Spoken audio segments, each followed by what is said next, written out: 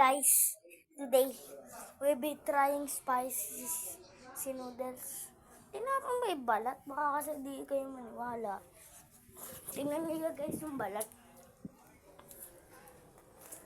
Ito yung balat Sick. So, subukan natin. Baka daw nun.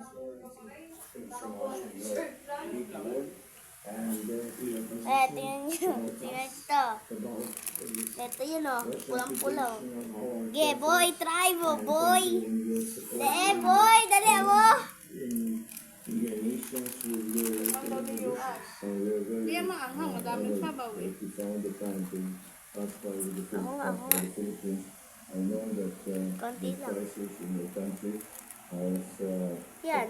Hindi naman deadly to, Hindi yan maanghang. It is a great pleasure to meet with you, to discuss some of the Madami issues kasing that sabaw. are to our country, Basic.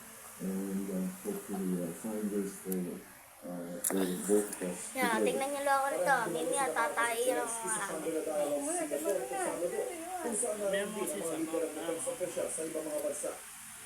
Basic.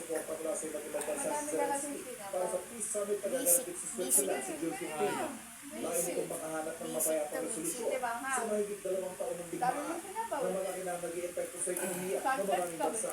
Kinumpirma na naman Excited siya. Napakadami ng sabaw. pero ang ilang bansa tulad ng China na kilala kaalyado ng Russia nagdeklara ng hindi sila dadalo rito bilang pagpapakita ng suporta sa Ukraine. Sinabi ng Bongbong Marcos sa magpapadala Pilipinas sa mga mental health workers para sa mga sundalo at sibilyan patuloy na humaharap sa digmaan doon.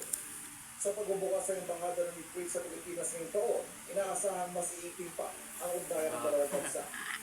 Para sa GMA Integrated News, Guys, di talaga